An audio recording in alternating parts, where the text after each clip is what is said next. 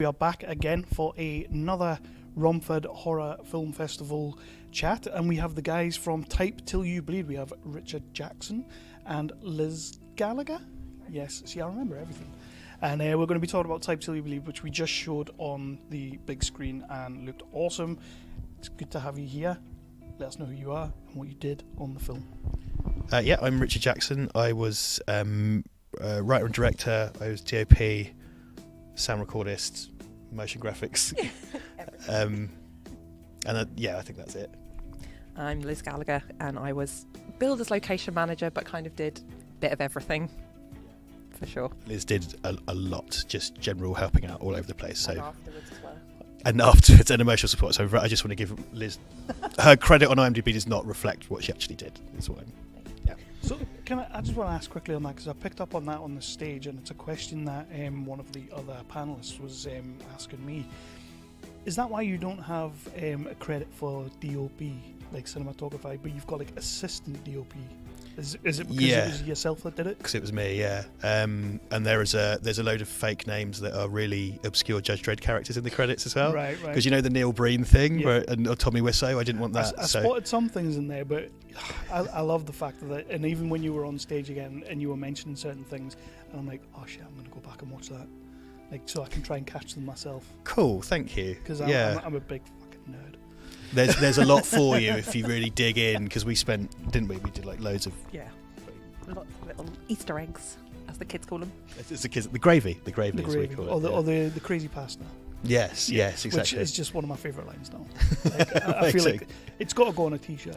It's great because the guy, so Mike, who plays the guy with the beard, he's really, really geeky, and Duncan, who plays the other guy, Doug, one of my best friends, he is not at all. So like the two relationships there are very real. And so Mike's part was originally written for me. When we were really saving money, I was going to play it, but I'm not an actor. And it's like, I don't think I can do that. I just can't. It's not realistic. So Mike's character, the museum creator, is all the worst parts of me, and Duncan's character is all the worst parts of Duncan. I love that. So they kind of, Duncan and I have like a very close friendship, so that's not me dissing him. Like I looked at what was funny about us. And so where did the initial seed, the initial idea for Type Till You Bleed, what was it that made you want to make this? So we got from Bill, his guy in the States, he gave us executive producer, he gave us $2,000 US. Initially he gave me $1,000 in principle because I was making a documentary about COVID, which never happened. And then he came to me quite far into pandemic and went, that offer's still good and you can make whatever you like. For $1,000, which is like foolish. Yeah. Is so that when you're like, you're going to regret that? Which I said to him at the time, actually, God love him, and he will watch this. So it's kind of like I said on stage. I worked backwards in that I knew I had the computer museum as a resource that we could use, and I knew I could get two characters in there. And I wanted to do something actually quite like, it sounds like a bit, but I wanted to do something really low key. But when I wrote it, it got massively out of hand because I wrote it kind of like, it's going to be two guys talking in a museum, and then something bad happens. And when I hit on the third act, I was like, oh no, but I really love this idea, but that's going to be impossible to make for this money. So Duncan, who plays Andy, also produced the film, and he talked Bill up to $2,000, which got us 14 or 1,200 quid, or 1,400 quid. So it doubled. So I was able to just sort of blag all this stuff. Type Till You Bleed is how they used to describe text adventure games, and it wasn't.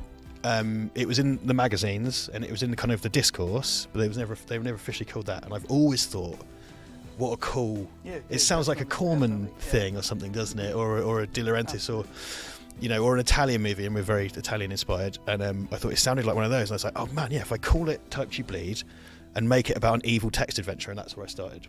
So I put all my resources in one kind of pocket, and then I put the cool thing I had related to the location in another pocket, and I thought we'll go backwards from there.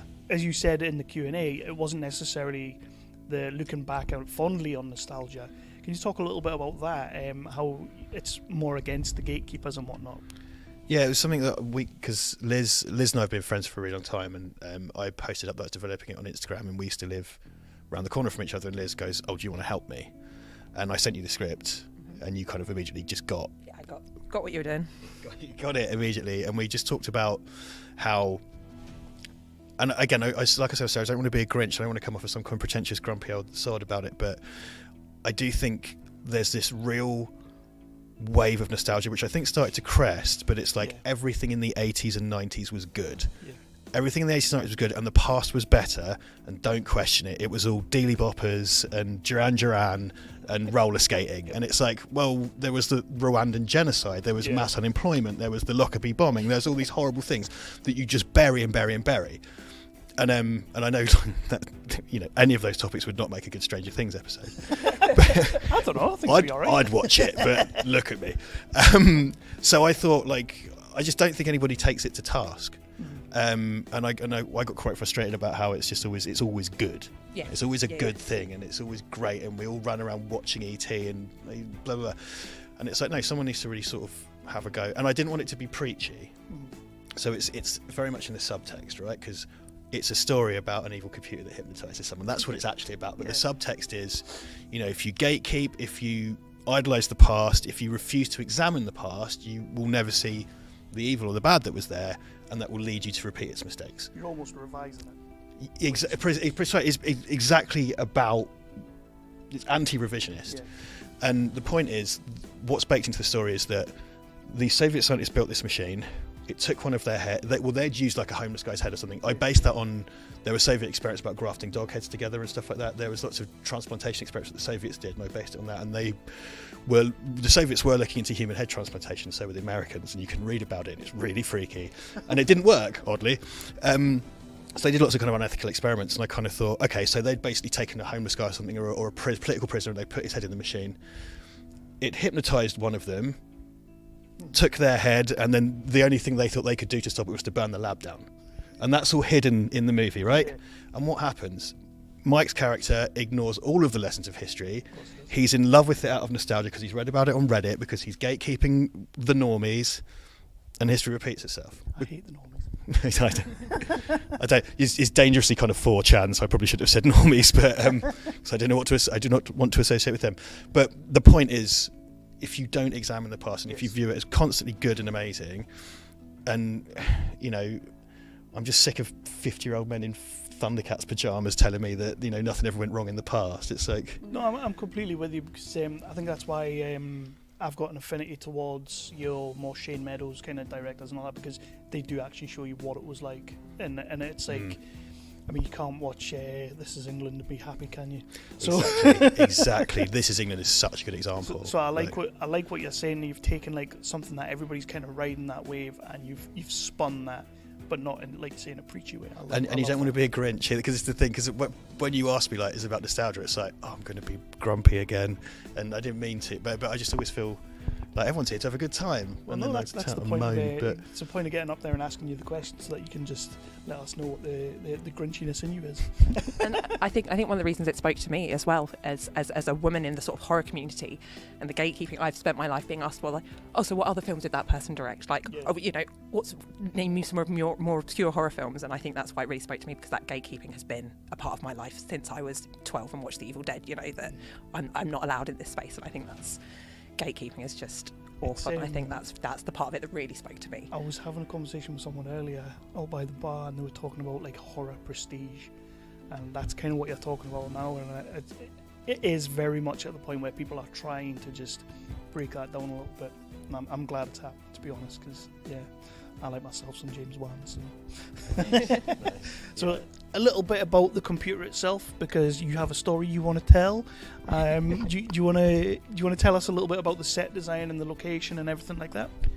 Yeah, so because we're teeing up Liz here, because before we went on to record, so we filmed at the Centre for Computing History in Cambridge, which is where we both grew up in Cambridge.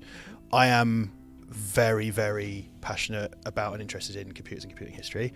I build my own computers. It's a world that I move in, and a world that I love very much. So just to be clear, a lot of what's in our film comes from my passion for that topic. Well, I read on the Film Freeway, in your director's blurb, that you brought a lot of your own things to the set. Is that right?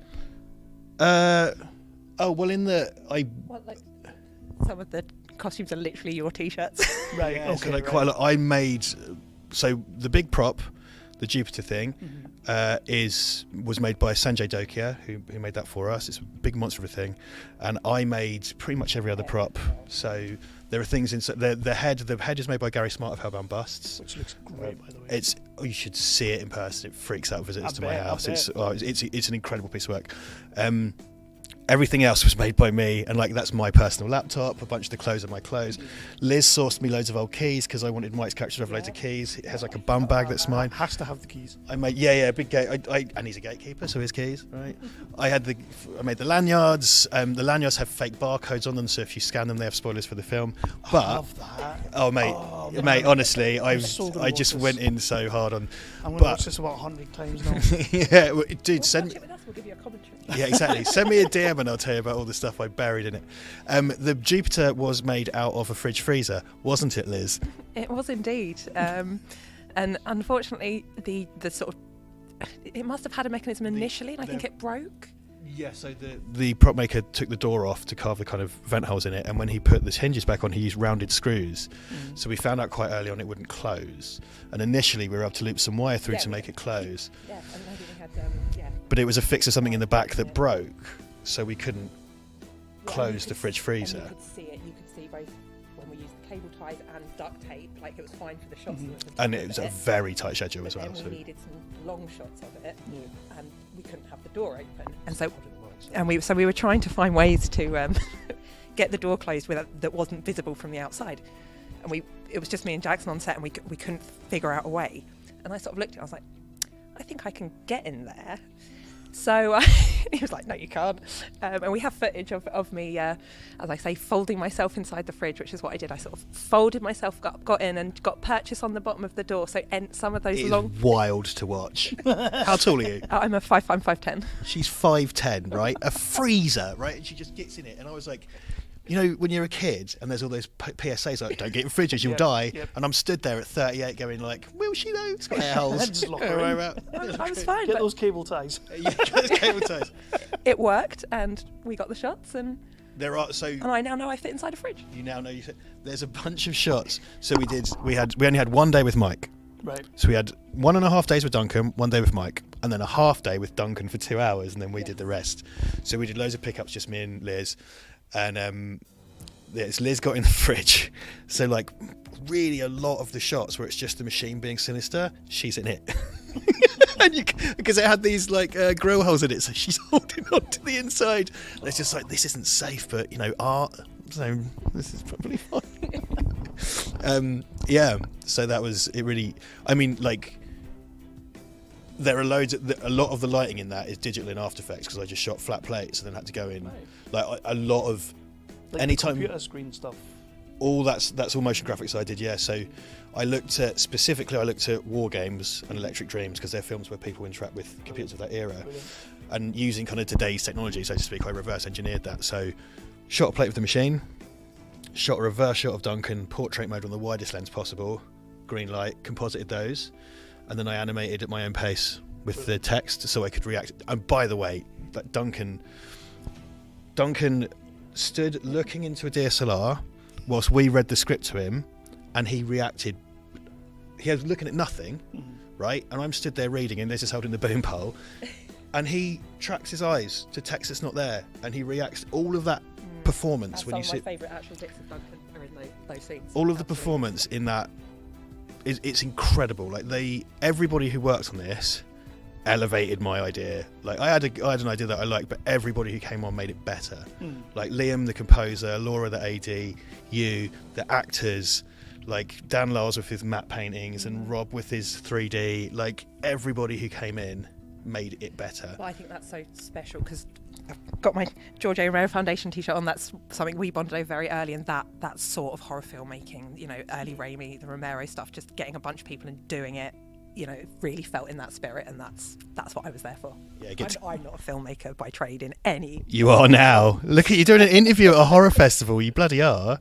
Exactly. Yeah. Exactly. She's denialism. I don't And know. you're doing a good job. So Right? I keep telling her. something that you said during our Q&A before, and I do want to ask you a small favour. Can you expand a little bit on this, please? Give us some more. I want a bigger story. Yeah. Oh, you want like the feature? Oh, we were talking about this. I mean, it's tricky. So Liz and I have a treatment for a feature that we're working on, which is, I do think, like, personally, errant technology is one of my preoccupations. I've loved computers since I was a kid. I'm super geeky about computer stuff and science and tech, and we've combined that idea with sort of a really quite heavy concept of like abusive relationships and stuff, and we think there's something we could fuse together, but can't really talk about too much at the moment. Type G bleed is just Type G bleed. Right. I'm afraid to say. I just think I was saying to this is partner Mike. I was saying just a minute ago. I do think a lot of good shorts it's a setup and a punchline, right? And I think Tips Place. I don't know how I would do more of it. If someone else wrote a version of it and said I would direct it, but if I thought it was good, but I don't know what I would add. And the way I said it to Mike earlier was and this is what you come up with when you try and expand things arbitrarily. Why did the chicken cross the road? To get to the other side. Why did the chicken cross the road? Well, the chicken was involved in Iran-Contra and it had PTSD from the Vietnam War, but when it got involved with the chicken president, it was revealed that there was a CIA conspiracy to remove his No. And then you talk for 45 minutes and go to get to the other side. I know what you're saying, because we have a couple of shorts in this year as well, like, although they are excellent, and I would, technically I would like to see more from it. They're just perfect the way they are. Like, they're 20 minutes and solid tight script, solid tight story. So yeah, I know what you're saying. If there's no need to elaborate. I'll give you like a bit of hope, and also think that's a really flattering, wonderful question to ask. To leave you wanting more, that's the best you can hope for. Especially when so much of the feedback we got from other filmmakers, festivals, it's too long, it's not short. Like we got a lot of stuff for it being 22 minutes. It's nice that people want more of it. Many knockbacks because it's too long. Well, because people didn't want to program it. And what we found at Romford, what we'd be really excited about Romford is like the kind of, and it seems to be the case across the board, of course, but the level of kind of respect you've treated all of the films with, and the kind of seriousness, like doing. This is the first thing like this we've done this whole run, and we've been doing festivals since like June. It's the first time someone said, do you want to do a Q&A? I know, because we talk too much. But someone said, like, do you want to do a Q&A? What we did talk about, and Liz touched on stage, was Bill talked about doing an anthology, and he was like, if I gave you more money, you could make 2 or 3 more of these. An anthology. And I was like, at that point in time when I wasn't locked to the idea, I was like, I can't do that again. I just can't.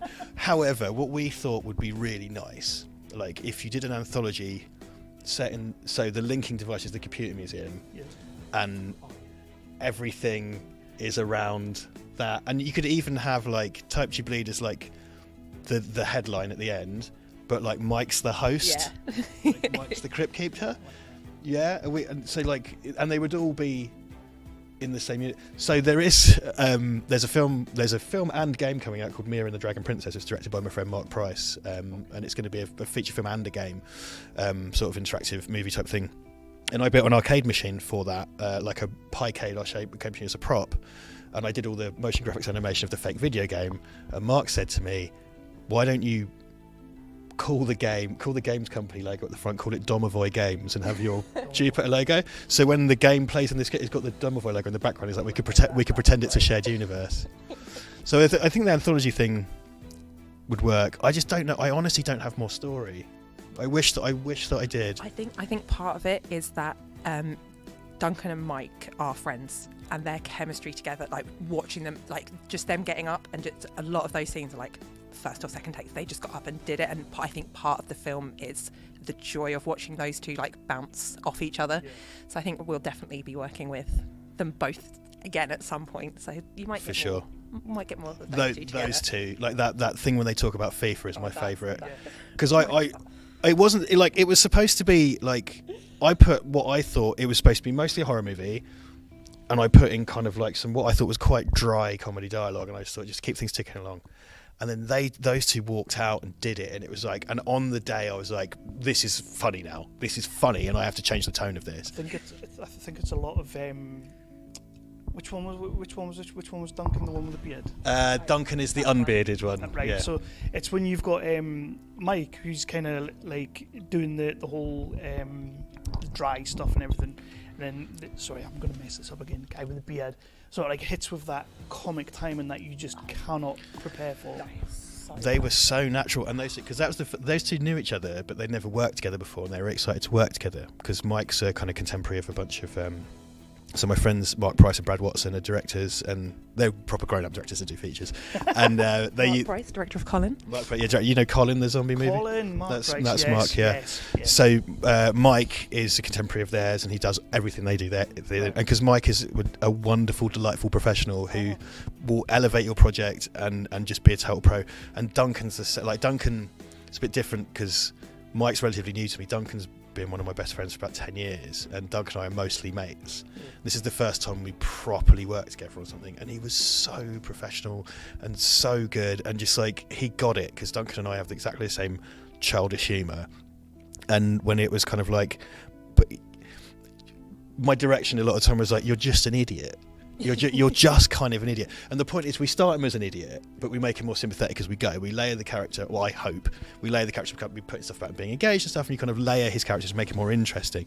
But he starts off as just a dope, and he has to do dope stuff. Like when he starts eating the Haribo, and he's like just doing these faces. Yeah, Slut Mad Casino, and like Mike's doing all the kind of Reddit, video game history stuff, and he's just like blank. It's great. Like he's so, and they just made it so much better. And I think just having professional actors and like high quality professional actors absolutely elevates. And Mike, when he was preparing for the sort of the final scenes where it's revealed that he's the baddie, Mike is he's the loveliest, jolliest, most jovial guy. Like Mike Geary is just the loveliest man I may have ever met.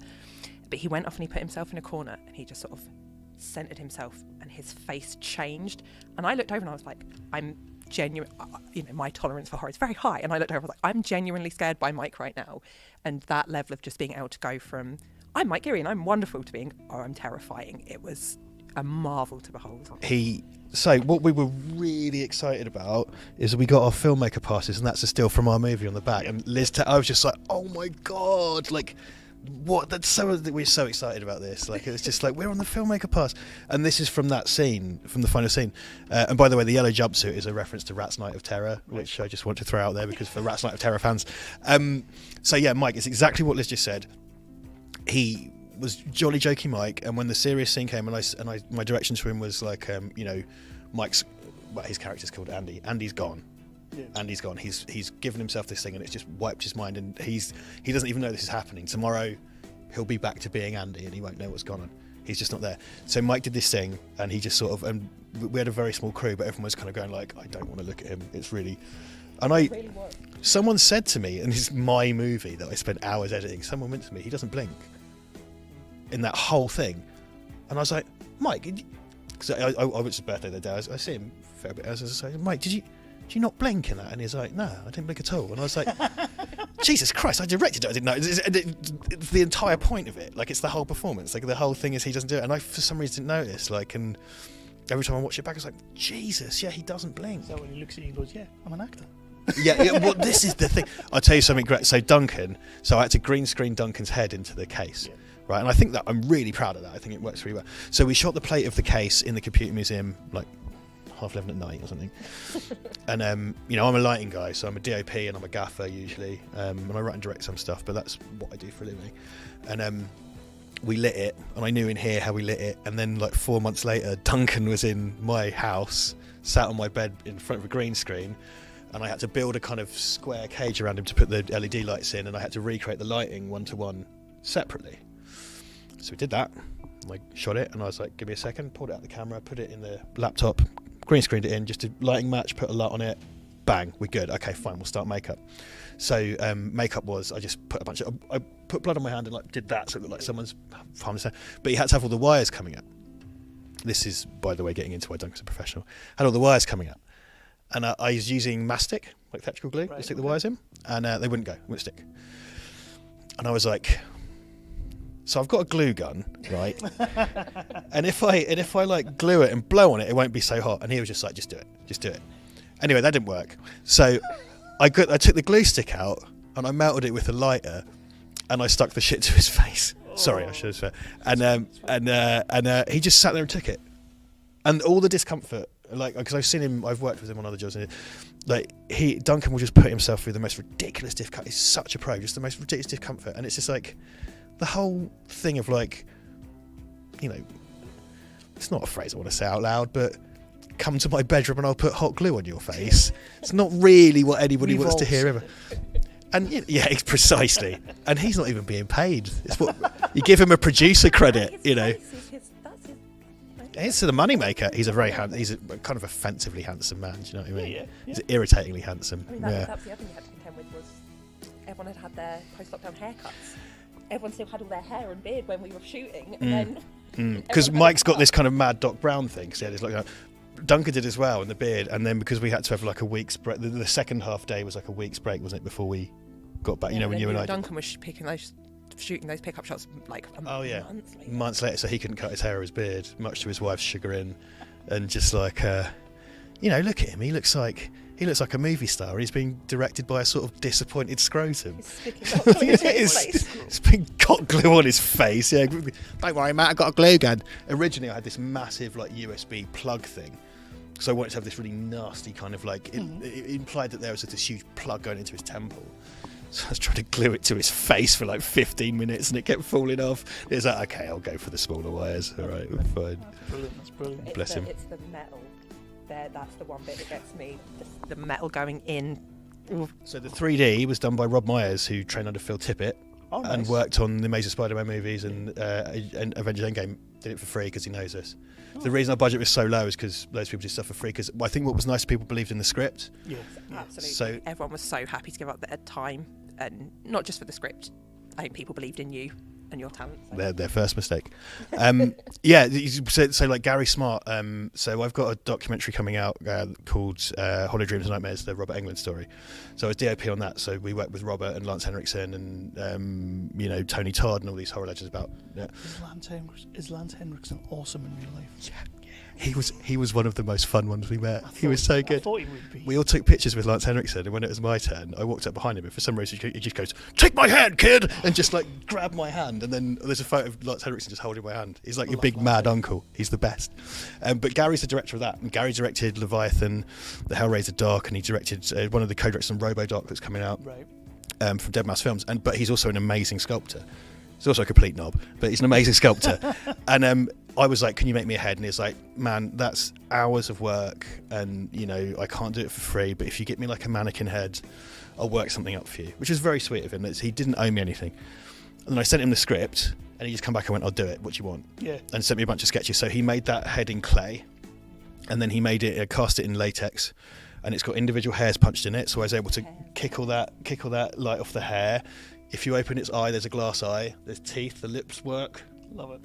And those little wires are kind of motherboard wires, and they've got pins on, so you can just punch it in. So you know, Gary saw the script and did it on the. I'm being arrogant because it's like my scripts are amazing, but people believed in what we were doing. I read it and I was instantly on board. People like because it's a good. For me, it's a 2000 AD. I'm a big 2000 AD fan. I always talk about JoJo stuff, but it's a 2000. Yeah, it shows, doesn't it? It's a future shock. You know, it's an anthology one-off. That's kind of why I'm resistant to expand it, because I think it's a one-off. It's a sitcom length kind of Twilight Zone. I'm with you. I get that. I totally get that. One thing that I like to end on when I'm doing these things is everybody can tell me what's wrong with their movie when they see it up on the big screen. What did you see today, or what have you seen when you've been watching it on the big screen that is your absolute proudest moment in that movie on the screen? What's my proudest moment in that movie? In terms of what's wrong with it, like, I'm really proud of how we made it hang together, because if you look, every shot of hands, everything that's not one of those actors or in that museum is in my house. So like all the hands are mine. If they're Mike's or Duncan's, they're my hands. The clocks are in my house. Parts of Mike being a shot is actually Laura, our AD, who is the closest to him in height. Yeah, Mike's a 50-year-old man. Laura's a 30-year-old woman, and she was the same height, and we couldn't get anyone else in the costume. So when Duncan's having his head cut off, it's me on the floor and Laura. Oh, so it's all pickups. So I know that it's all spit and bubblegum holding it together, and that's why I'm so proud of it, because it's absolute spit and bubblegum. We've got, if you go through the rushes and see what we've actually got, the actors, there's nothing. It's a miracle there's a film there, which is what I'm proud of, and I mean that in a good way. Which I'm immensely proud of that. I'm immensely proud of the way it hangs together, and for what we pulled off for so little money. So my answer is 1, in that like I know what's wrong with it, because I know what's kind of. I will say one thing that's increasingly bothering me about it, and I think it's about. I haven't told you this yet. I think it's about the probably the time constraints. I feel that I rush the actors quite a lot, and I feel that some of their dialogue takes, they're kind of running through it, because I was just kind of like, okay, move on. Like I was behind the camera, really just. I was not as Duncan put it very nicely. I said I had to sacrifice some darlings, and he said the set of that film was littered with the smoking fuselages of darlings. It's like, yeah, because there's so much. I was really ruthless. Like, there's a bunch of stuff that come out of it, and I'm very proud of myself being very no nonsense. It's like, it doesn't work, too bad, we're not doing it. Like, and I was the one saying that. I wasn't sort of like, too bad, don't have time, not doing it, move on. And it worked to the film's benefit, I think. So I would give the actors more time. I think that's the one thing, because they're so amazing, and I just don't think I gave them the time to breathe that they needed necessarily. It doesn't diminish their performance, but I see it, because I just think I should have let them slow down. And but I'm stood there cracking the whip, you know. And was there anything that you were particularly involved in that you saw on the screen today that you thought, man, we smashed that? Ooh, I just think I'm just really proud of the whole thing and how it came together. I'm proud of how expensive it looks, because we had no money. Yeah. And he's going to hate me for it, but I'm immensely proud of this one, for making something, for just going out there, doing it, and putting it together, and we're here today, and people are reacting to it, they're enjoying it, seeing it's like hitting the comedy beats, you know, people are laughing. It's just, yeah, it's really satisfying, because we worked really, really hard, and I think, that's why I'm proud of it. It looks expensive, and I'm proud of this one. That was one of the things I was super happy about, like just being proud for you, I guess. Let's just gush. But I was stood at the back watching, and I took a picture when it was like 100% loaded kind of thing. I took a picture and I put it on Instagram. But everybody was laughing when they were supposed to. Everybody was getting the reference. I think that's really amazing. I really, really appreciate it. Like today was a really strong screening because people got it. And what I've had before was they've programmed us against loads of really dense horror films. And tonally ours didn't fit. And I've watched it in a completely silent room, but then afterwards people have come up and said like, oh, we really liked it, we thought it was funny, but it's just because the tone was. And I just want to say, actually, one of the films we were programmed against at Cardiff Mini Festival, which beat us out for Best Short, is a film called O by Dominic Balko, which you guys have on tomorrow. German black and white film. Yes. I messaged Dominic, we're Facebook friends now, and I just said to him, you deserve to win. What an incredible piece of work. It's an amazing film. And also, I can't remember who directed it, but we met the team from a short film called The Microscope, which we also competed with at Cardiff. The Microscope is a wonderful, brilliant short film, and All You Can Eat by Kieran. All You Can Eat, the Toxic Burritos one. They got Jello Biafra in their movie. Absolutely. Oh my god! I remember watching that as well, because we have to watch everything, of course. And I remember sitting watching that, thinking, what am I doing with my life? But it's so good. It's so good. Kieran was at Unrestricted View with us back last year, and we stood and had a chat to him. We watched his movie, and I'm a Dead Kennedys fan, and he had Jello Biafra come on, and it's a riff on the track Kinky Sex Makes the World Go Round. It's the intro from that, but because he's the guy on the end of the phone. I was like, why have you got Jello Biafra? Why can't I have Jello Biafra? So a big part of this experience is just being against all these films that we've seen again. We saw some, and the really validating. I will shut up soon, I promise. The really validating thing is that we've been programmed against like these really strong films, and it was the same today. Like we were sandwiched between things made by grown-ups, and that's not us.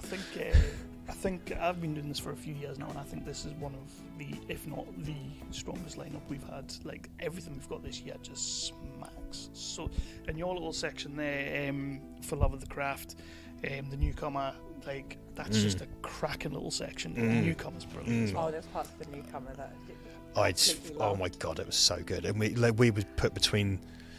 It's like a sandwich, Like, it was a bloody good sandwich. It was a delicious sandwich. You're the meat. I'm the meat. You're the meat of the sandwich. I'm the reprocessed horse meat. Haven't you always wanted to be the meat? Yeah, I mean, people say that about me. Yeah. I just want to say I'm very proud of Liz as well. And there's no film without Liz. She plays it down all the time, but there's no film without Liz. Of course she does. That's what they do. Yeah, exactly. The real people in power. So with that, we'll wrap that out there. But first of all, thank you so much for submitting the movie to us. Thank you for letting us show in it, and thanks for coming today. It's been great to meet you. I mean, straight away, like I was reaching out to you. I was like, I fucking love this. It's just a great little show. It's a fantastic show. Thank you for watching and enjoying our film. Thank you so much. We really appreciate it.